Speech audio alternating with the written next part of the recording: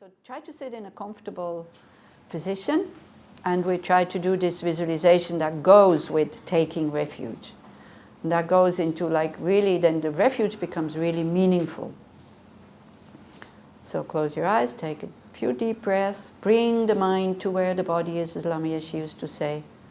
Then the mind is in the present. Let the past be. Don't plan the future, it will come anyway, and we'd have very little control over it, so at least we don't get disappointed when we don't have all these preconceptions how things should be. And relax, but try to be awake, fully here.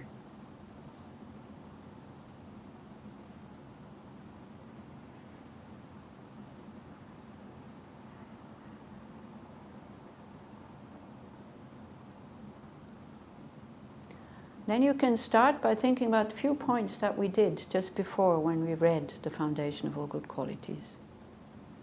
The yearning, first we find, for goodness and happiness. I want to be a kind person. And that kindness very often is covered up by aggression, be it towards, myself, be it towards others, stopping to communicate, having tensions, having negative sensations, feelings towards others, not wanting them to be happy. But that's not what I want. I want to be able to live that potential of kindness, goodness, purity, wisdom, compassion. I want to become a non-harming person. That's the first step. Every religion has at its basis ethical conduct.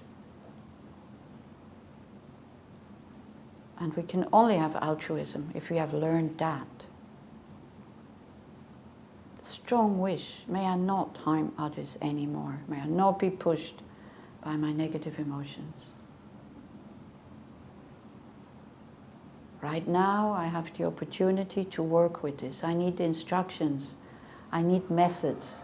The wish alone is not enough. It needs to be there, but it's not enough. So I have this, what is called precious human rebirth, which needs a lot of positive potential, that all these factors come together so I can practice. Right now, I have it. Isn't that wonderful?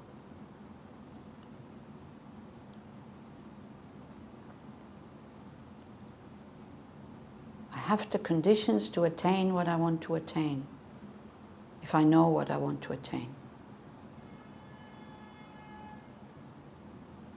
Then in order to get us going, we think, but this is not permanent here. I will definitely die at one point, and I don't know when. It could be in 2 seconds, even in one, even in half a second. I'm not aware of that. I think I have a lot of time left, but this is just illusion. It's not reality. Now we can even think about the time of death. What would I have to regret? And what kind of mind state do I want to die? And what will I take with me when I go to my next life? Our only inheritance is our karmic imprints. Nobody will take those away from you. The positive ones and the negative ones.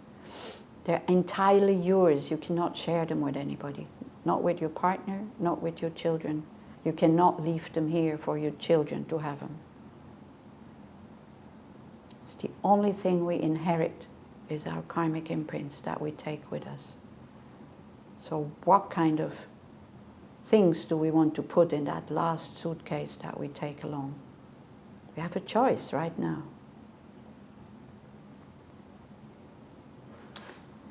Then we think, even if I have a good rebirth, every time round, I'm still bound to these 5 contaminated aggregates that are in the nature of suffering. I might have very high pleasures, but they always finish, they always end.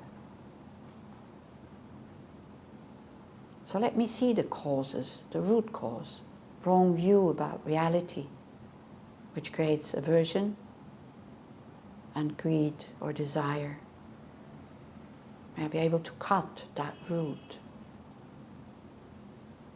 by what is called the 3 higher trainings: ethical conduct, concentration, and wisdom. Already here now we know that we need a refuge. I wouldn't know how to do this if I wouldn't have the Buddha as a guide who has done it before me. Then if we want to develop that mind of bodhicitta, having an open heart to all sentient beings, then it becomes even more clear that alone we can't do this. We need inspiration, we need instructions, we need encouragement.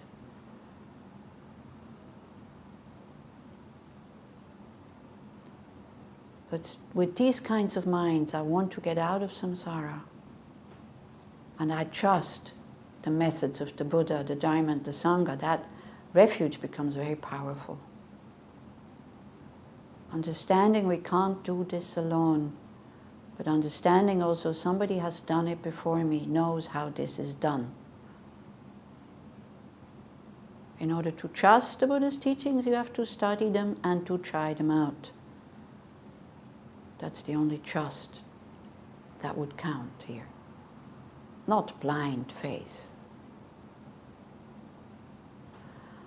So you visualize in the space in front of you Shakyamuni Buddha, the one who lived like in his Nirmanakaya, his emanation form, the one who lived 2,600 years ago. These methods are still around, still being practiced. So we take him as a support, like his form, the way he looks, to wake up our own inner potential. Because our mind needs a form. We're not subtle enough just to be able to have inspiration with words or thoughts. So that form encompasses universal compassion, universal wisdom. Having total equanimity and skillful means to be able to guide others.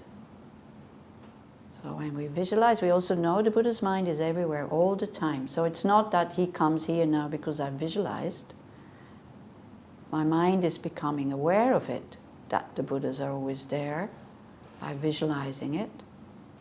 So my mind can connect with these qualities.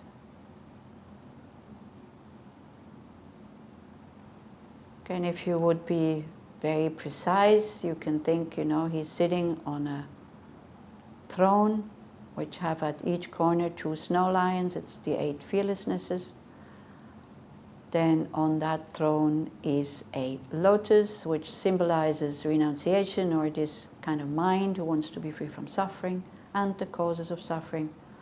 On top of the lotus is a moon, and the sun disk symbolizes the moon is bodhicitta, not just for myself alone, but for all sentient beings, and the sun, wisdom. The sun who burns away all the clouds of wrong views and wrong attitudes, mistaken views.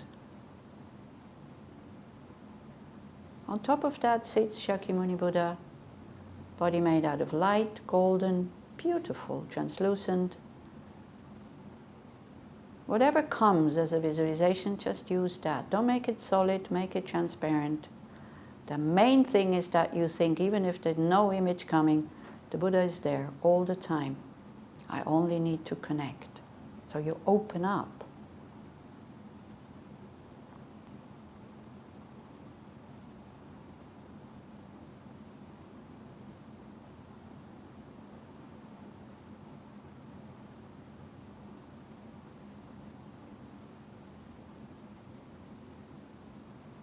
Then also again, if you want to go into details, that's fine. Like he's sitting in full lotus posture, meaning his mind is very stable, cannot be shaken. His right hand is touching his right knee, touching that sun disk. It's called taking the earth as a witness. He is not shy in saying, I have liberated myself from samsara. I am fully awake.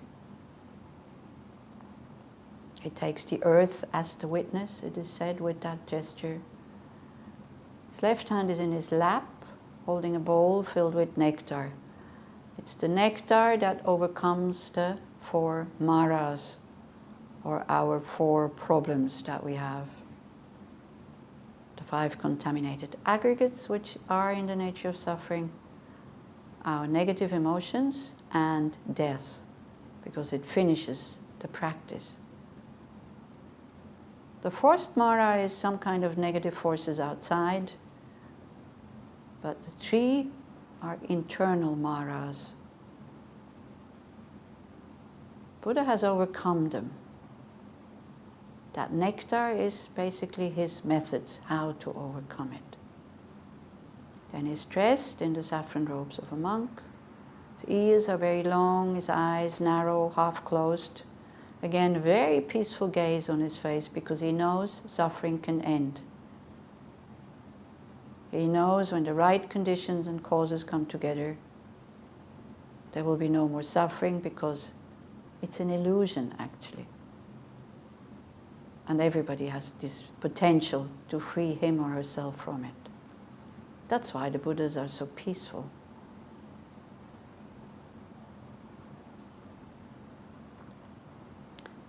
Then his hair is so black that it almost looks blue.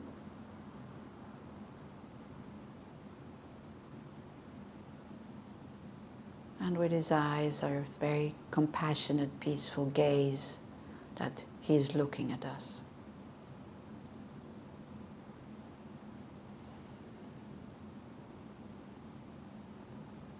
So that is taking refuge for ourselves, but then we take refuge and generate bodhicitta. So you visualize around you all sentient beings who at one point have been our mothers. So if it is possible and it's not too difficult, you put the mother of this life on your left side, sitting there. You visualize the father of this life on your right side. If they have been harming you, try to let go, try to let it be. You're grown up now, this is finished. But they gave you this body, and with this body you're sitting in this room, hearing instructions how to attain enlightenment. Without a body you wouldn't be able to do it. So try to see just that. They kept you alive when you were not independent, when you could not look after yourself.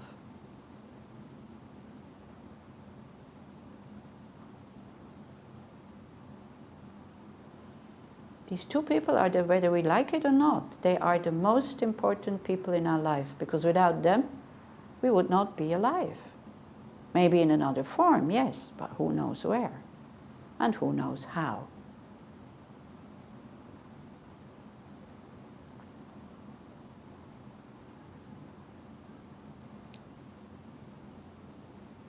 Then all the beings you are attached to, that you like, it's usually friends and family, if you have a harmonious relationship, you put behind you. So you think of them one by one. And you feel that when you, although it's mixed with attachment, but we still use it. When you think about them, you feel safe. This is why you can put them behind you. You don't need to watch them, what they're doing. Your heart opens. The wish for them to be happy comes very naturally. The wish for them to be free from suffering is also there. We don't need to go into big logical kind of analysis. So we connect with that mind, a friendly mind, a relaxed mind, a spacious mind.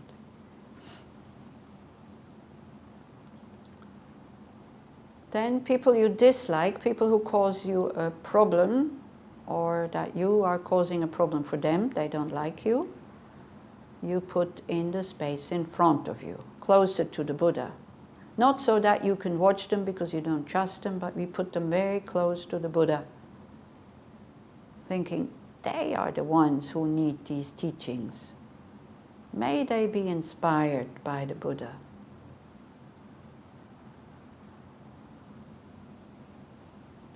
So then it's not finished. So then around us are all mother sentient beings of the 6 realms. But you visualize them all in human form. But each one undergoing one of these 6 specific sufferings. The intense heat, cold and pain in the hells. We can take Syria, the moment. This constant fear of not knowing whether you're still alive tonight. Whether you found the resources that you need in order to survive.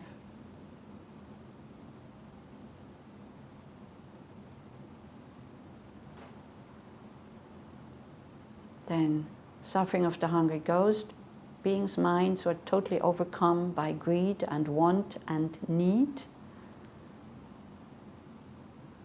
Never finding enough to drink or to eat, to fulfill these basic needs that we all have.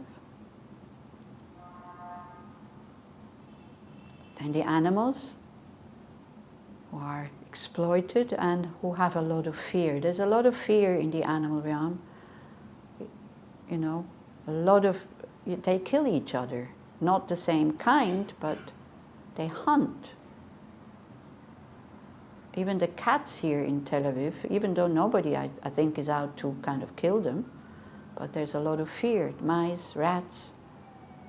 We can see how fearful they are.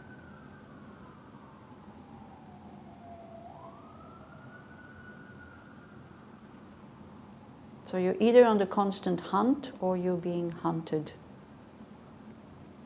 Then we think about the suffering of the human realms. It's this always having to be number one, competition, not being happy when you don't succeed, when you make mistakes, and all the other kind of delusions that come with it. We're very good at all of them. This self-importance especially, you know, taking ourselves so seriously and forgetting others. This is the national delusion of the human realm. Then the asuras or the demigods, they see the god realms who have their pleasures are much higher than theirs. So instead of being able to enjoy it, they get jealous and they go to war with the god realms. They try to fight them, they try to snack things away from them, but they never succeed. So instead of being able to enjoy what they have, they're eaten up by this jealousy, envy. Then the so-called god realms. There's a lot of pleasure there. Life is very, very easy. But the mind becomes very blasé, you know, like being there, seeing that. It's very difficult to make them happy with something. They're kind of calm, that's true. But there's no joy. It's boredom, blasé. And on top of it, they're burning up all their positive energy. It will end and then they plunge again. On the way here, we talked about what it means for people who have been very, very rich, and then even in this life already, because of some kind of failure in economy or something like that, they lose their sources for happiness, which is money, comfort, status, all this, and how difficult it is for them to bear. So that's the god realms. We always have to come down again. So you think of all mother sentient beings of this universe sitting around you, and don't just have it words, try to visualize. So you have to expand the mind and expand the mind and expand the mind, until you get some kind of idea what it means, all sentient beings.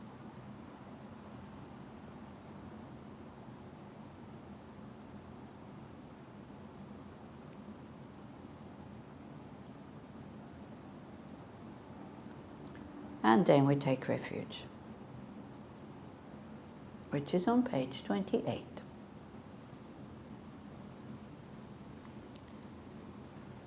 we do twice in English, and or you want to do in Hebrew? We can sing it. What, in Hebrew? In Tibetan.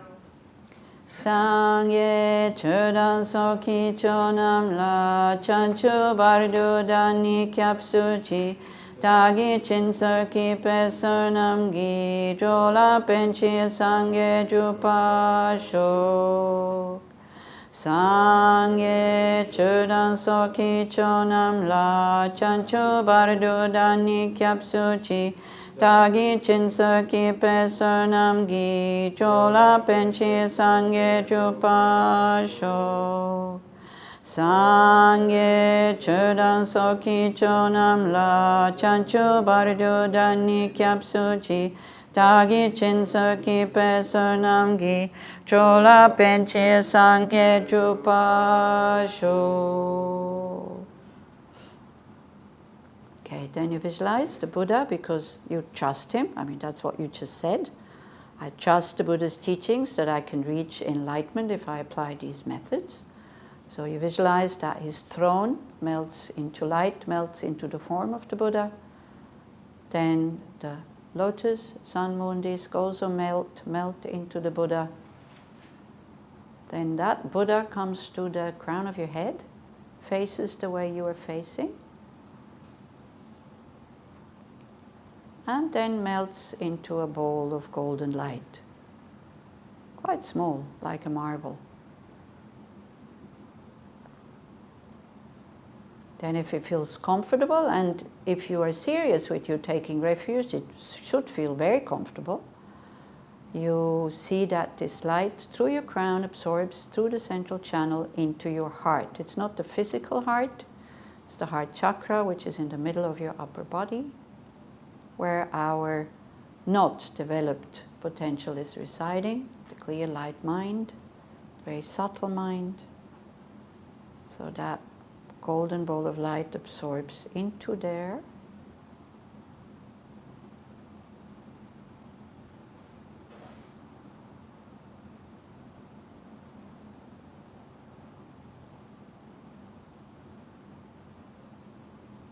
And then you think that this golden ball of light, which is in your heart, starts to expand. And as it expands, first it fills your whole body by expanding, dissolving. I know if you haven't done it before, it's not easy, but just try. Dissolving all the solidity of your body, by all the organs, the blood, the bones, flesh. Everything else that is in there, like the half-digested food from breakfast, pee-pee caca that is still in the body, everything, mucus. And you feel that your body becomes a body of light.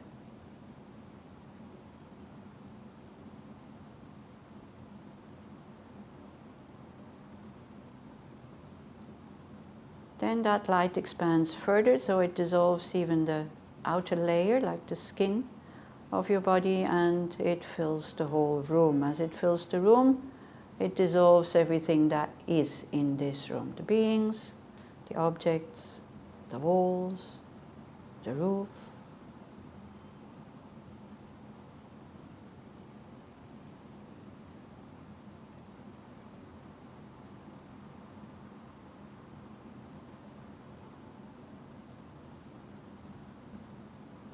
Then it expands further, front, back, left, right, above, below, and you just let it expand over the sea, beach, the sea, up to the mountains, down into the valleys, all the cities, dissolving this country first, the neighboring countries, the continent, the planet, the universe.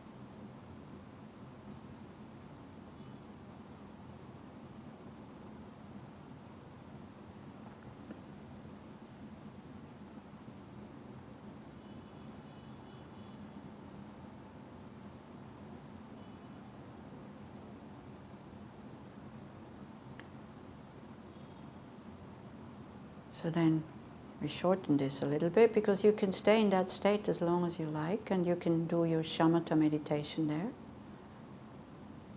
And we feel that this state is very spacious, that is true, but it's quite neutral, it's a bit dull almost. It can be vibrant, but it's not infused with love or compassion. So that's what we can do now. We're still in that space. Then you just think, may all beings have happiness and the causes of happiness. Wouldn't that be wonderful? Don't involve your I in this, okay? Take the I out. Just be with that sensation of developing a kind heart. Wouldn't it be wonderful if all beings had happiness and the causes of happiness?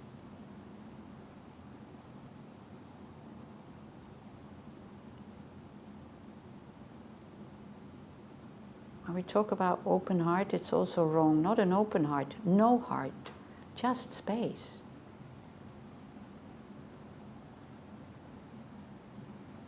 No limits. All beings. May they be happy, may they be well, may they be loving and peaceful.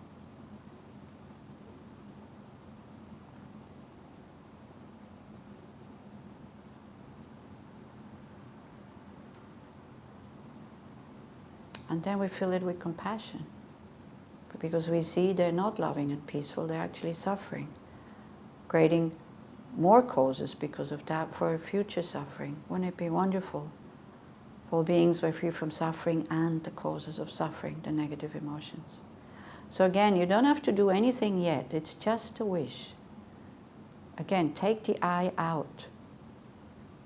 Not, at the end we say, may I be able to contribute to that? Yes, but first, just a wish. Wouldn't it be wonderful if all beings were free from suffering, and especially the causes of suffering, karma and delusions, like self-grasping, hate, aggression, jealousy, pride, miserliness, greed, desire, attachment. May all beings be free from that. So you fill that space with that emotion, a wish for all beings to be free from suffering.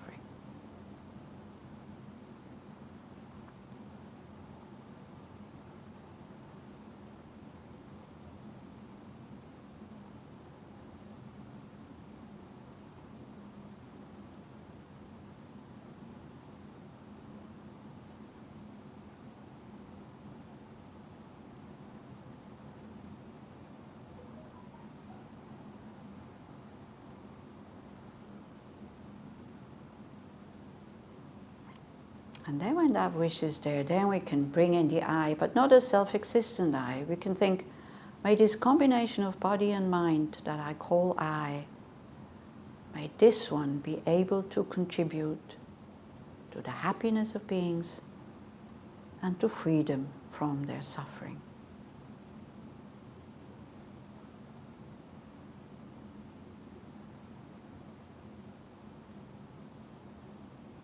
Then we become aware that this is very difficult to do. We don't have enough positive energy, and we're still filled with a lot of negative energy. Like our own delusions are still quite strong.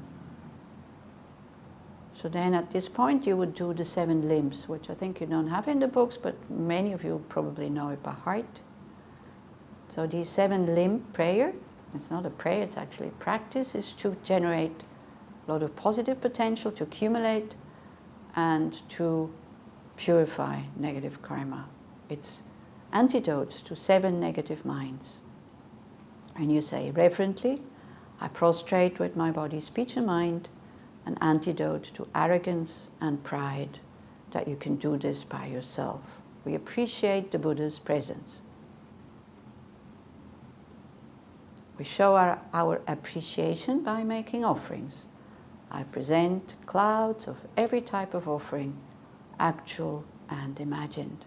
So you can let your mind go totally wild, and you visualize everything that you think is beautiful, exquisite, wonderful, healthy, whatever, but you are aware these offerings do not exist from their own side. They're depending on my mind, and this is why the Buddhas can receive them. The offering becomes the perfect offering when you think, I, the one who is making the offerings themselves, the ones who receive it, the Buddhas, totally empty of any inherent existence.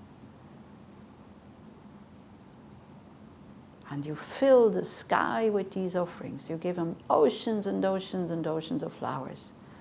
Out of appreciation counteracts miserliness, stinginess, being very tight when you give, or not being able to give at all. I confess all my negative actions accumulated since beginningless time. So there, for this to be a counteract to shame and guilt, you need to have regret, healthy regret.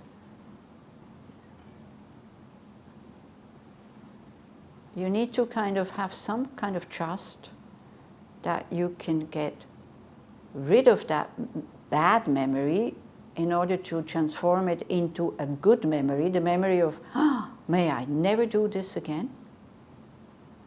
Not, I should not have done it. This, it just makes you very tight. This, you stay in the past, and then guilt, shame, embarrassment comes. Doesn't help. May I never do this again.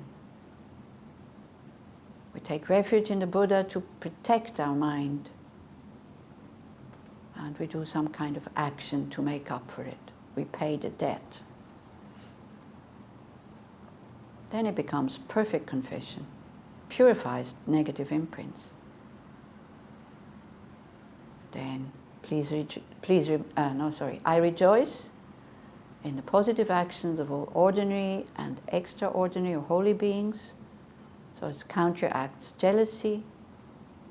So much good is being done on this planet also. We only also always see the negative things.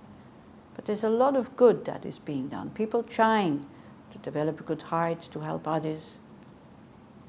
Some actually without any self-interest. So we rejoice in that. We rejoice in our own positive potential to be able to be here and create more of this. Then we need to request, please remain until samsara ends and turn the wheel of Dharma for all living beings. That kind of purifies the karma that we have accumulated with the gurus or in terms of the Dharma by kind of criticizing, making fun of it, not practicing it. And at the end is the dedication, so we reaffirm to ourselves why we are doing this practice. I dedicate all the virtues collected for the great enlightenment, which means the enlightenment of all sentient beings.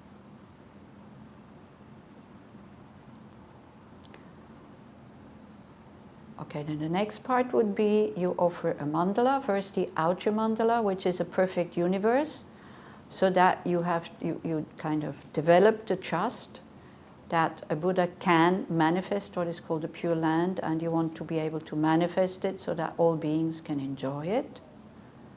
So you visualize that perfect universe, you offer it to the Buddha, and then on top of it you offer everything that prevents us from being able to be fully awake.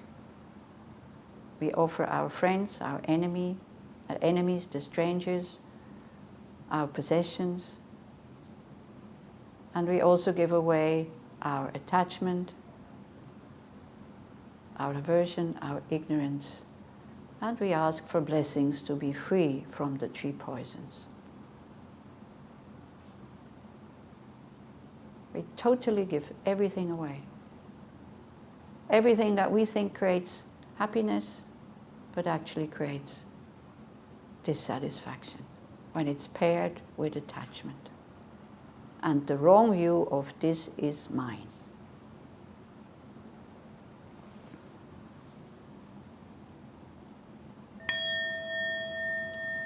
Okay. Then you can stop the meditation. Actually, now would be the point where you start your meditation.